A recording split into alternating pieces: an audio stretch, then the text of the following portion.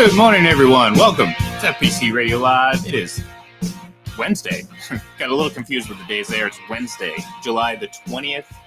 And we are here live here on Full Press Radio on Twitter and, of course, on Facebook, Twitch, and YouTube. You can check out youtube.com/c/full press coverage. That is our address. Check us out. Check out all the live video content that we do because there are plenty. But for now, you are hanging out with me. I am Ian Glendon, and of course, I am joined, as always, by my co-host up in the very warm Northeast, I imagine, right now, John. Oh, it's crazy. It's about 90 degrees already, and it's only going to get warmer. It's supposed to be about 6 or 7 consecutive days of this, so that, by definition, is a heat wave, which I hate. Yeah, well, you know, it may surprise you, but it's actually a tad bit cooler down here in Florida. It's only 83 degrees right now. It's kind of nice. Don't rub it in. Hey, we just always have the weather advantage down here in the Sunshine State. Obviously we had apparently we had a little audio issue with the video broadcast yesterday. So unfortunately, those watching the video were not privileged to hear about my hole-in-one story. So I implore you folks to go download the Full Press, the FPC Radio Live podcast, wherever you get your podcasts, and listen to that. It was a great story of how I hit my very first hole-in-one. And look, we don't have a lot of time here, so I'm not going to go through the story again. I'm just going to say one more time, I got my very first hole-in-one. It's probably not going to get me on the LIV golf tour anytime soon. However, rumor is circulating, or at least I saw it this morning on Twitter. So I don't want to, put any more credibility beyond just seeing it on Twitter. But word has it that one Charles Barkley is rumored to be connected to the LIV golf tour, which, at this point seems to be like everyone's being connected. But when they're throwing around the type of money that they have been throwing around, I mean, would you say no to it? No.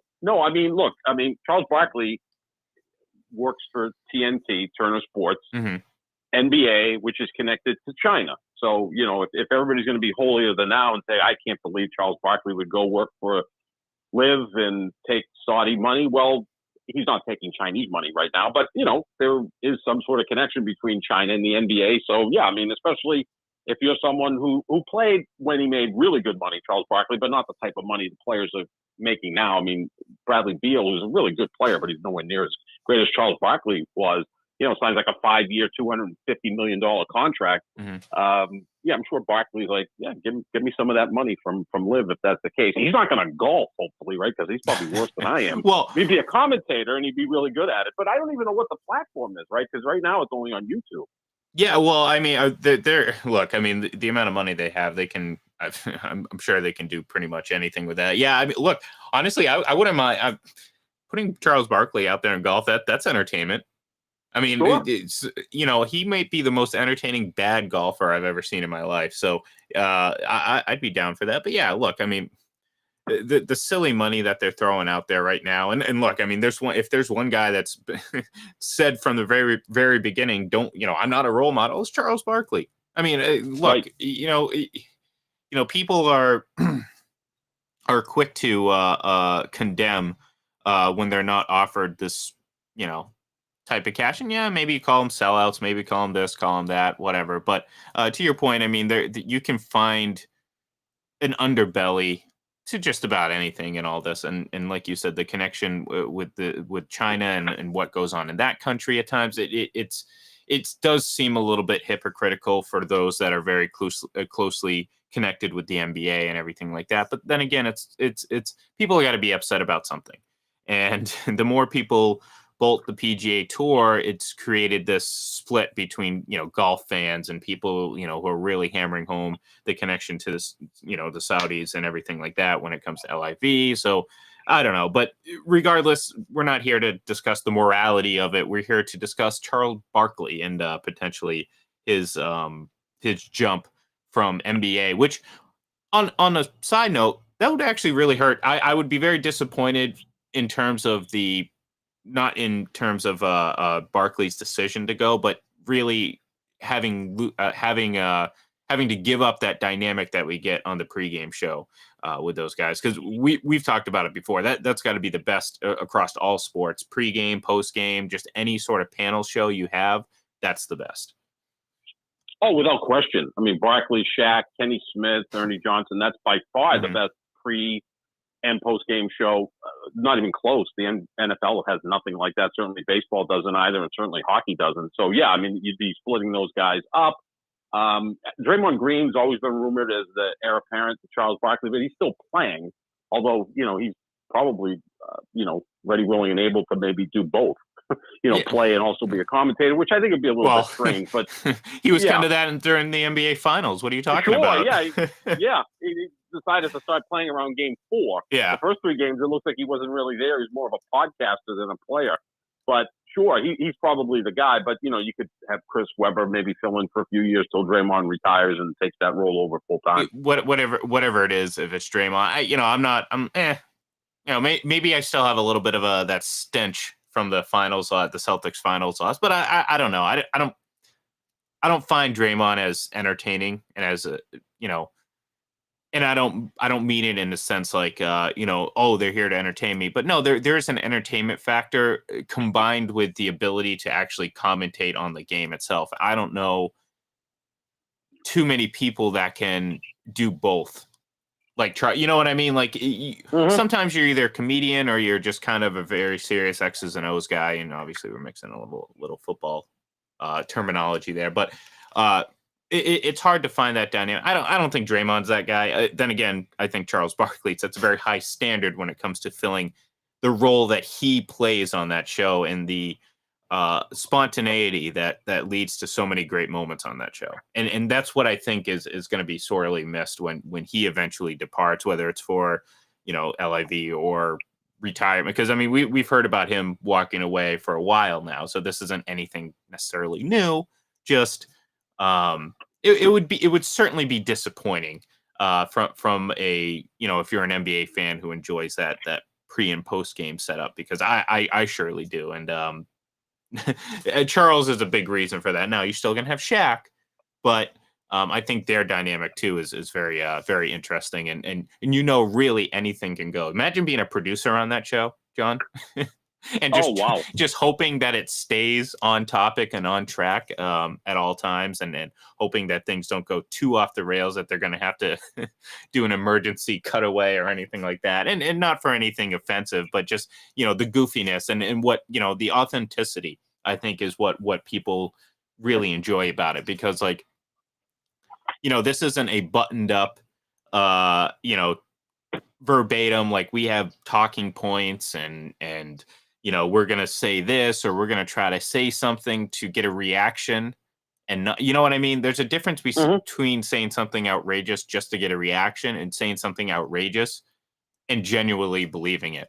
I think that's you get the latter with those two in particular, but it just makes for a great pre and post game show. And I wish the NFL could figure out something like that. Well, the only problem with the NFL is, as soon as someone criticized the commissioner or a coach or anything, they'd be bent out of shape. I remember Bill Simmons got suspended for 2 weeks at ESPN because he called Roger Goodell a liar. I mean, with Barkley, Shaq, Kenny Smith, and Ernie Johnson pretty much can say whatever they want. I mean, Ernie Johnson's the point guard. He kind of sets those guys up. And Kenny Smith is more of the X and O intellectual guy. And then Shaq and Charles are the guys that just, feed off each other so well. It feels like a radio show more than any of the other shows. It feels more like a radio show. Let's open the mics and just go at it, and, come speak what's on your mind, and nothing's rehearsed, nothing's planned. And that's why it's so good. There's nothing even close to that. I can't even think of what would be the second best pre-post. I don't show. even have an answer for you. I don't even know. Yeah, I really don't. I couldn't even begin. Yeah, there's not I look forward to it as much as you can look forward to a pre and post game show in any sport. Like, I don't do that with the NFL. Hell, I don't even watch any of those. I finished doing that a long time ago, just because it was the same stuff over and over again. It was the depending on what month or week it was the nonstop and look, the NFL has all these causes, and it's great and everything like that. But I feel like they just hammer it too much. You know what I mean? It's just I maybe I'm just a simple guy. Maybe I just want to have like a good, I want them to talk about the game. I want them to talk about what we plan on seeing. I don't need performative sports Right. analytics. You know what I mean? I don't need, like I said, I understand why Stephen A is great. But sometimes it's just exhausting. I mean, let's be honest. It's exhausting to follow him, and it's like then on the flip side, like you have guys now covering football that are, it's becoming a hot take driven industry. You have to have like these outrageous takes to make it and be notable and have an opinion. And it's like, no, it strays too far off the path. You like oh man, I'm very upset that I don't have this. I'm going to try to reference this now, but Michael Robinson on, I believe, Good Morning Football said, I don't even know what it was. And I think I'm going to end up defending like Patrick Mahomes of all people. And that tells you how ridiculous the statement was. And I'm very upset that I can't find it because it was something stupid. You know what? I'm not even going to bother because now I'm just going to stammer. I will look. I promise I will find this quote or this whatever it was. But it's something about like, oh, this team isn't this or that. I'm like, okay, let's calm down a little bit. Like, you don't have to say these outrageous things to make a point. Just give a sound NFL analysis. Like, you don't have to, like, I mean, this idea that, like we saw it last week with Lamar Jackson. Oh my God, he's not a top 10 quarterback. Well, I mean, I think he's at the back half of the top 10. I think that's fair. Now, leaving him outside the top 15 is outrageous. Calling him a top 5 quarterback is almost just as outrageous because let's face it, I can easily name 5 quarterbacks better than he is. So, he falls somewhere around the top 10. But it's either, if I say that, it's like, oh, well, how can you insult Lamar Jackson? No, I'm not insulting Lamar Jackson. I'm telling you something that's legit. However, if you go into the other extreme, saying he's outside the top 15, now you're getting a little bit ridiculous. Or saying that, Tua is going to be a top 5 quarterback. Or, like, you can make sound predictions based on reasoning and logic, and then you can just say things and hope and pray that, maybe they're right. And I think the latter is kind of what has become of most of the NFL coverage, at least. And that's unfortunate because then everything just seems so inauthentic, Right. just you don't feel it. You don't feel like it's legit. It feels like everything's either staged on a teleprompter or you're just saying these things and you don't necessarily believe them. And you look at someone like Skip Bayless, who I respect, and I know exactly what he's doing, but he ranks LeBron James as the 9th greatest basketball player ever, which is ludicrous. I don't know of anybody of note that keeps him outside the top 4, that doesn't have him in the top 4. And most of us have him and Jordan at 1 and 2 in some order. Most people have Jordan 1, LeBron 2, and then you go to Russell, Kareem, etc. But he has him 9th, which is ridiculous. But, so be it. But now we're talking about him. So I guess in that sense, what he's trying to accomplish, he's winning.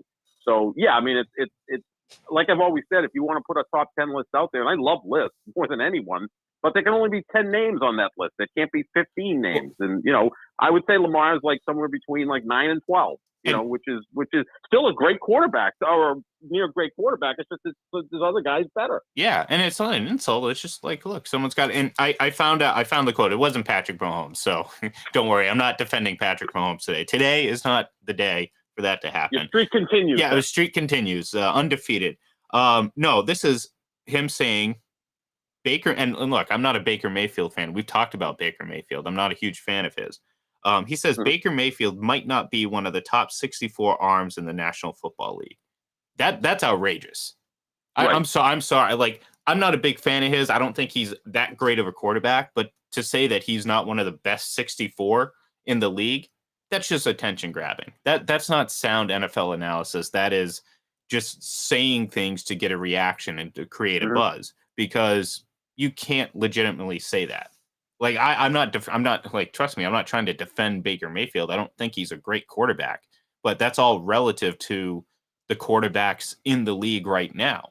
Like he's not a great quarterback based on the starters, a majority of the starters. I still think he's better than some of the other starters in this league, which right then and there tells you that, well, he's far better than one of the top 64 quarterbacks. So Sure. yeah, so that's what I'm saying. Like that to me is like, I don't even think he believes that. And I'm talking about Michael Robinson, who said this. Like, I don't believe he said. Now, when Charles Barkley says something outrageous, yeah, I believe he believes it because it's Charles Barkley and it seems authentic, and they're not doing it just to, you know, create a buzz or create engagement, which again is kind of the motivation for a lot of these topics that we hear and have to debate on a day-to-day basis. I mean, again, anyone making projections and lists, and by the way, we're going to give our top 5 AFC teams in just a moment here. Wink, wink. We're kind of building it up to give our own ridiculous, outrageous opinions. Patriots number 1, of course. Sound NFL analysis on my behalf, but no, I'm kidding. I'm not putting them number 1. Putting them number 2, of course. Well, that's reasonable. Yeah, reasonable. Come on, I gotta have tempered expectations for the greatest quarterback not named Tom Brady of all time, Mac Jones. No, okay, that's getting a little bit ridiculous. Anyone who actually has listened to me over a period of time understands that I think I've had a very reasonable approach to Mac Jones. Not too excited, not too down.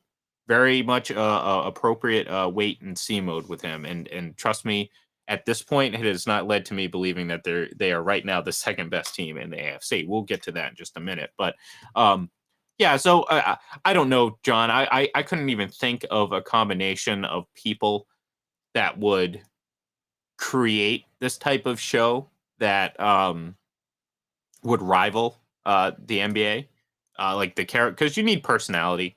You can't have deadpan guys. You can't have just your generic NFL analyst, or commentator, or you know what I mean. There's just like this prototype that you need a dynamic grouping of people. And right now, off the top of my head, I just can't think of that.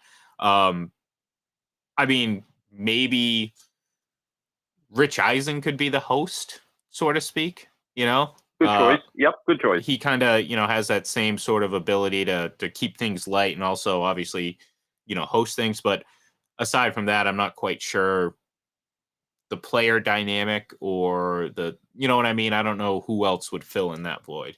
Yeah, I think I like Boomer Esiason a lot. I think of all the former quarterbacks, he's the best analyst. Yeah, I like he Boomer. can talk about any sport. I like Randy Moss a lot, although he's going to scale back his role this year with ESPN. I also think that Rodney Harrison is really good. So, I mean, if you had that type of dynamic where, because Rodney Harrison's not afraid to say what's on his mind. It's just, the only problem is he's too serious. But you know what I mean? He is very serious. Yeah, he is very serious. But I think someone maybe a little more lighthearted. I get it. But maybe you could pair the serious guy up with the lighthearted guy, and they maybe pull a little bit out of each other. But yeah, it's just I also think that the whole sport of football doesn't lend itself to a lot of laughs. I mean, basketball is much more of a free-flowing, artistic expression. The players are allowed to be the players. Where in football, you get a player that says anything, and everybody's like, "Well, he's not acting like a quarterback. He's not serious enough. He's not buttoned up enough." So I think it kind of lends itself to that stuff. No, I agree. I mean, like maybe we're maybe this is a little wishful thinking on our behalf. Maybe we're trying to unfortunately push something into existence that isn't quite going to be Lynch, there.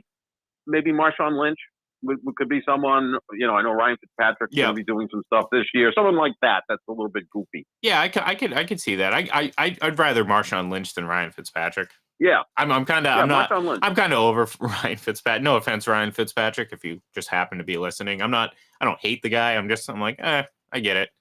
Kind of whatever. Like I'm over it. We've had enough Ryan Fitzpatrick hype over the last 10 years. I'm pretty much good with not hearing about it for about 10 years. But I'm okay with Marshawn Lynch. Sign me up for that. I'm cool with that. Yeah, I think he'd be a good choice. But again, you better have the dump button ready at any moment. Yeah, well, I mean that's part of the appeal. I mean, don't you want to come to a show where anything can happen as opposed to knowing, going and watching an NFL show that is as predictable as, Tom Brady making it to the Super Bowl every other year since 2012.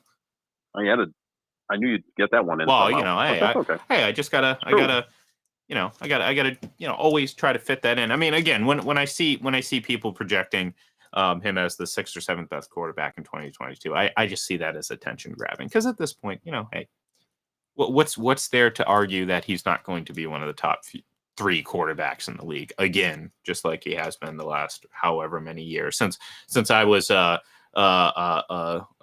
fresh-faced teenager. Well, in high school. Yes, in high school. That's right. Hey, I was a little bit young. I got to high school. I was 17 when I graduated, so I was on the younger side. Yeah, not because of my smarts. No, just happened to. My birthday was kind of on the cutoff date when. Yeah, it was just it was weird how it worked out. I could have been class of 04, which I was, or 05, one of the two. So, wicked smart. Again, it wasn't because of my wits. Well, maybe because of my wits, but certainly not because of my smarts. Let's put it that way. I'll take credit. No, I'm trying not to. I don't want to put. See, I've done very well creating such a low bar for myself that when I do exceed that very low bar, it actually looks a lot better than just someone achieving something very normal. So I like that. Yeah, exactly. So, you want to give our top 5 teams, AFC teams, because I feel like this could be a fun little exercise here, because let's face it, the AFC is going to be a lot of fun this year. I think it's going to be very competitive, meaning we're going to have several teams. I think for the most part, they're all going to be. We're not going to have a top-heavy conference, and meaning I think there's a lot of possibilities with a lot of these teams. I do think ultimately, and maybe this may or may not indicate who I think is going to be the number 1 seed or the best team in the AFC. I do think Buffalo is probably going to end up with the number 1 seed, and I've expressed my reasons why in the past, and I think the AFC West is certainly going to beat itself up a little bit. And with only one bye, I think Buffalo is going to take advantage of not being in that conference. However, I don't think Buffalo has an easy time in the AFC East. I'm still in a wait and see mode as to what the Patriots team is going to be. Again, we've talked about it. It all really depends on Mac Jones' development. You can say the same thing about the Dolphins, although, again, you also have the added wrinkle with Mike McDaniel as the new head coach and kind of that dynamic. So there's a few more questions for the Dolphins. We could be looking at this in October and saying, wow, the AFC is a lot better than we thought it was, or the AFC East is a lot better than we thought. So maybe my whole theory about the Buffalo Bills kind of using that to their advantage to get the number 1 seed might go out the window very quickly. And maybe they just aren't going to be as good as everyone thinks they're going to be. We don't know, John. So we're going to try to predict it here. I will start with my number 5 team. And this was difficult in the sense that once you get past the first few teams, there's kind of, and a lot of that has to do with, for my personal list, has to do with just the recent history and, with success or whatever. So, I put a lot into that because what else am I going to go off of? I'm not just trying to predict the future based on nothing. But my number 5 team is the other McDaniel, but with an S. Josh McDaniels, Las Vegas Raiders. I like what they did. Devontae Adams. We're both big fans of Devontae Adams. We think I think he's the best wide receiver in the league. I think Josh McDaniels is going to do a pretty darn good job with the Raiders, and we know they're a talented team that, somehow, some way, still was able to have some success despite everything that happened last year. So I think that's going to help them. I think they're a better team now, and I think right now, I think they're the 5th best team in the AFC. I have kind of a reverse opinion about the Raiders because last year they won 4 overtime games and they were outscored by 65 points. And oftentimes you'll see kind of a reverse of that the following year where they lose the close games and 10-7 all of a sudden becomes 7-10. And I think the hiring of Josh McDaniels was an outstanding move by the Raiders, because I think in his second run as a head coach, he's going to be that much better. They do have talent there. And look, they're in such a tough division. They could be, the sixth or seventh best team in the AFC and finish in last place. That's how deep that division is. Number 5 for me is the Baltimore Ravens. They went 8-9 last year, but before all the injuries just derailed them, they were 8-3, 7-5 in games started by Lamar Jackson, 1-4 in games he didn't start, and they lost their last 6 games in a row. The last 6 games of the season after being 8-3, 5 of those 6 losses were by 8 points. I mean, those are just bizarre games. Remember how many times John Harbaugh was going for 2 rather than 1 to just tie the game up? That failed twice. And, he was always involved in these close games. They were just absolutely decimated by injuries last year. I think if they have some sort of health this year, that I have them winning that division, the AFC Central, and I have them as the number 5 team. What is this, 2002? AFC Central? I mean, I'm sorry. Yeah, AFC North. Oh, man. I was gonna say Tom Brady was only a 1-time Super Bowl champion. The last time the NFC Central was actually still technically in existence. It actually went away the very next season. So you caught me on that one. AFC North. Yeah. There we go. It's okay, John. Thank you. I'm surprised I'll come back up out of my super. I'm surprised you didn't call them the Cleveland Browns as opposed to the Baltimore Ravens. That's absolutely going back a little bit of time, or the Baltimore Colts now in Indianapolis. There you go. Yeah, guess what, John? Newsflash: Johnny Unitas is not the quarterback of Baltimore. Just so you know. Very nice. Anyways, number 4 for me, another team that I think is a coach away from actually competing, and that is the Los Angeles Chargers. And I think they're this good in spite of their head coaching. Because I just think they have a whole hell of a lot of talent on both sides of the ball. And it starts with their quarterback, who I'm still very high on and I think has a lot of room to improve, but also a very high ceiling. So number 4 for me is the, I almost said San Diego Chargers. I wouldn't be going quite back as far as you did, but it would be the Los Angeles Chargers. I've got at number 4, the Denver Broncos. Again, a team that lost a lot of close games last year, good defense, good skill positions, massive upgraded quarterback with Russell Wilson. So I think the Broncos, they're going to challenge in there with the Chiefs and the Chargers and the Raiders in the West. But I think the Broncos are going to be very, very difficult to beat this year because they do have a pretty distinct home field advantage, especially early in the season. So I've got the Broncos at number 4. Does it make sense that I agree with you that it is a massive upgrade at quarterback, but more so because of who was playing previously as opposed to who is playing now? Well, kind of both. I mean, I'll be Ernie Johnson here and say that both can be true. I mean, I'm a bigger Russell Wilson fan than you are. I'm not as big a Russell Wilson fan as a lot of people are. I think he's, a top 8 quarterback. I kind of have him ranked at like number 8 right now behind the big 4. And then, I would take Justin Herbert and it Joe depends Burrow on what part of the season. Stafford. Depends on what part of the season. True. Right? Yeah.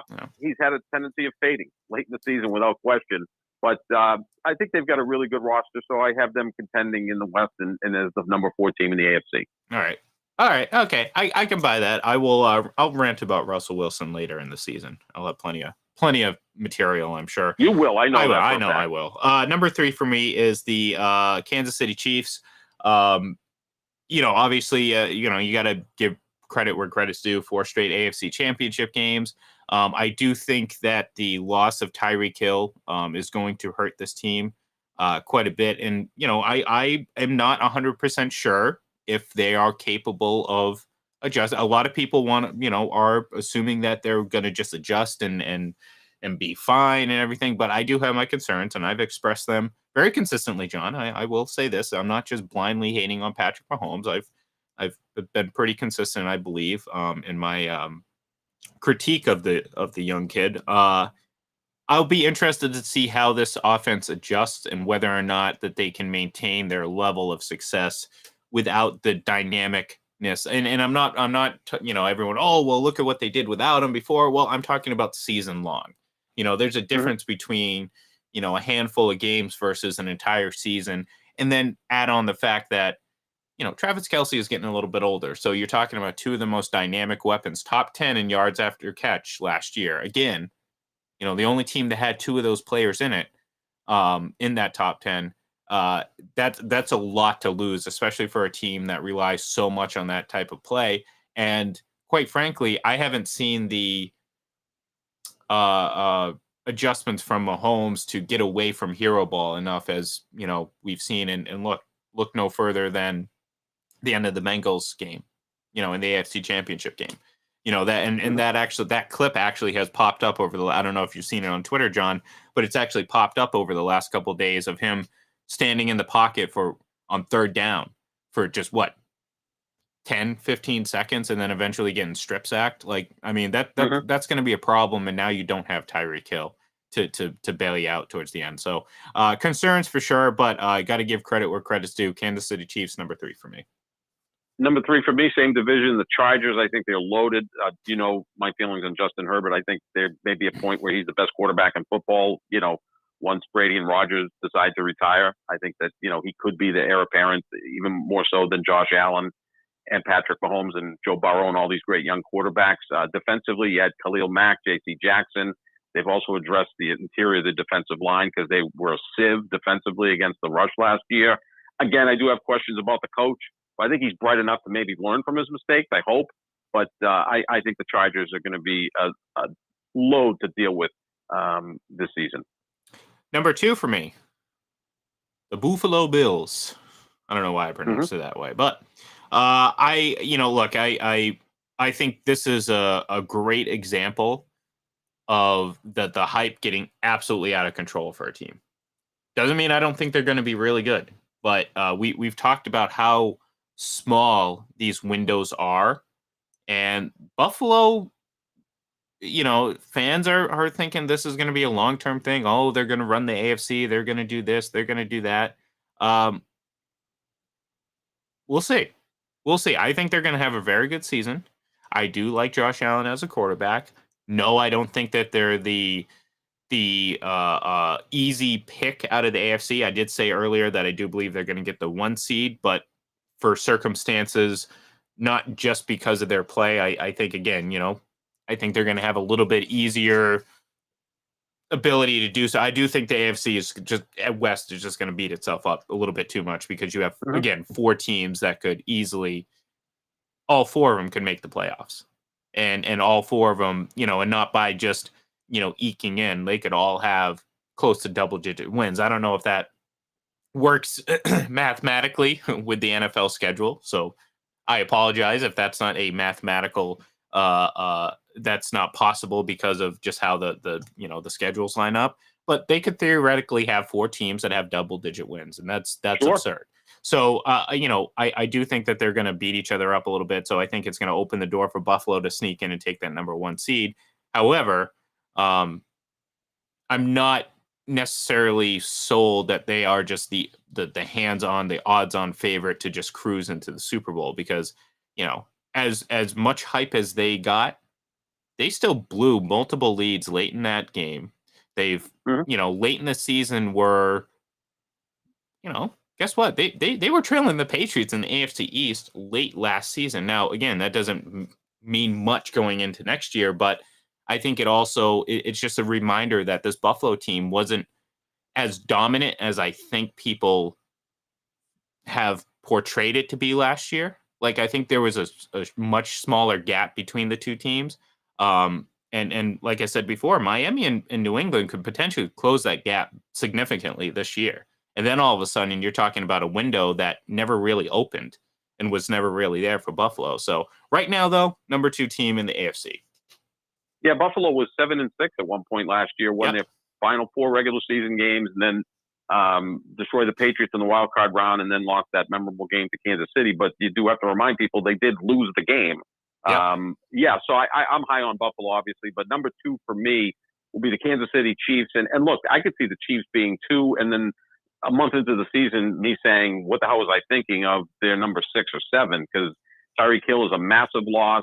And again, when you keep, they've gone to 4 straight AFC championship games, which is pretty impressive. And it's tough to keep that level of play up year after year after year. You have to be healthy. Bounce here or there has to go your way. Look, when is the last team that we looked at that just kind of steamrolled through the regular season and the postseason. I can't even think of one, right? I mean, even when the Patriots were winning Super Bowls, they had a lot of really close playoff games, right? I mean, what was the last team that just kind of like just blew through everybody? I would say, honestly, the closest I can think of, and even so, they had to have the massive comeback in the Super Bowl, is the 2016 Patriots. Because if you remember, when they came back, now the last team to actually steamroll and probably just cruise through was probably the 2004 Patriots. That team was an absolute unit from start to finish. I mean, I don't think there was any doubt in anyone's mind that team was going to eventually win the Super Bowl, and they did. Really non-dramatically. I mean, they were up 24-14 late in the fourth quarter against the Eagles. So, and look who they beat in the postseason too, right? They beat Indianapolis, Pittsburgh, and Philadelphia, which were all worthy of winning a Super Bowl. They lost. They lost the game to Washington in September that year, and then just didn't lose again. It was just they just. Yeah, no, they were loaded. Yeah. I'm sorry. No, I apologize. 16. Yeah, no, I'm talking about 04. I switched it up. 2003. They lost to Pittsburgh. Yeah, they lost to Pittsburgh on Halloween. That broke the 21-game winning streak, and then they just didn't lose. Then I think they lost that game late to Miami. Like Miami was on a Monday night. Yeah, it was pointless and whatever. So, but that team was probably the last team in my mind that probably quote unquote steamrolled and just on its way to the playoffs. Yeah. The Patriots in 2016, again, the moment Brady came back against Cleveland, they were just they just were relentless. They lost one game the rest of the way, and that was a memorable game against Seattle on a Sunday night at Foxborough where they had a chance to tie it and was stopped on down. Mm-hmm. Other than that, even in the playoffs in 16, easy win over, was it the Titans? In the wild card? No, it wasn't the Titans. It was oh god. Oh no, it was Houston. Yes, thank you. Yeah, because Houston. They won by like 3 touchdowns over Houston. Yeah. They won by 3 touchdowns over Pittsburgh. The comeback. My point being, you have to go back to like the 1980. I mean, this is really old. Like the 1989 49ers, who were like 14-2 and outscored their opponents like 105-30 in the postseason. Every game was a blowout. So there's none of that now. Someone's going to win this. I mean, look at the Rams last year. They won 3 hellaciously close games over Tampa, San Francisco, and Cincinnati to win the Super Bowl. So it wasn't like this thing. So back to what our point is here. Number 2 for me is Kansas City. So a month into this, I might say, geez, they're more 6 or 7. So we'll have to see what happens. And to your point that you could see 4 teams with double-digit wins in the West because you only play 6 of your 17 games within the division. The other 11 against other divisions, the other conference. So, those teams could destroy other teams and beat up on each other, kind of like the American League East right now, where there's 4 teams over 500 and Baltimore sniffing 500 in last place. Yep. No, I agree. It should be interesting. Last team for me, and again, this is going a lot based on what we saw last year and my belief that Joe Burrow is going to take a next step. And I think the Bengals right now, got to give credit where credit's due. They beat Kansas City. They went to the Super Bowl.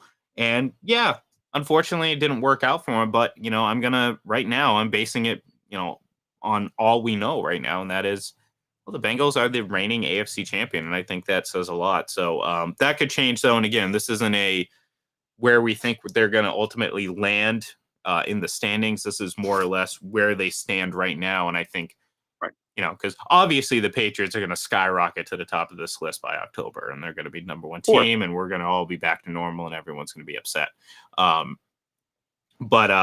So I'm all for making predictions, but I'm not going to get too crazy and say things like that just yet. However, I will say that the Bengals right now, I'm going to give credit where credit's due, because not only are they the defending AFC champion, it's not like Kansas City where they've lost and you have questions about what they're going to look like moving forward. I think they've stayed relatively the same. I think they have 2, some very dynamic and great players on both sides of the ball, especially on offense. And I think that's going to go a long way. And it has gone a long way so far. So number 1 for me, Cincinnati Bengals. And they really addressed their weakness by, drafting and signing free agents to upgrade their offensive line. That was their weakness last year. We saw it in the Super Bowl when Aaron Donald, I thought, should have been the MVP of the game. He destroyed them. Yeah, I left them out. But again, when you look at the AFC, and there's only 3 teams to me that really aren't contenders: the Jets, the Texans, and the Jaguars. They're all in rebuild mode. Everybody else is going into camp thinking they can win their division or at least be a wild card team. That's how deep the AFC is. Number 1 for me is the Buffalo Bills. pick them to win the Super Bowl. I think that they're going to be laser focused. You bring in a player like Von Miller, who was your AFC pick last year? Last year was the Cleveland Browns. I was in the right state, but the wrong state. Yeah. I should have went with Cincinnati last year. I would look like a hero. Although I did pick the Rams to win the NFC last year, which, turned out to be true. Of course, I wanted to see Green Bay do it, but, they do what they usually do, which is lose somewhere along the line in the playoffs. But, Buffalo, to me, Josh Allen is right in that upper group of quarterbacks that we talk about. The defense is good, deep, fast. They've got plenty of weapons on offense.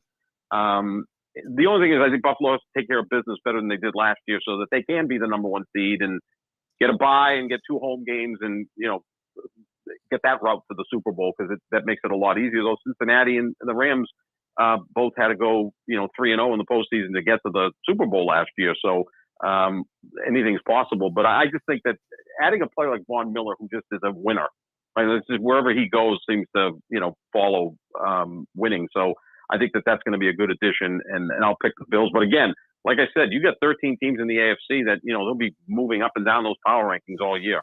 No, absolutely. It's going to make for a fun and interesting 2022 NFL season. So that's going to do it for us here today. We will be back probably tomorrow, definitely on Friday. So give us a follow on Twitter at FPC Radio Live. At Full Press Radio. Wow. I know I'm starting to get the hiccup, so I'm kind of glad that we're getting off right now. And of course, go over to Full Press Hockey, Full Press Coverage, and FullPressBets.com. Thank you, everyone, and we will talk to you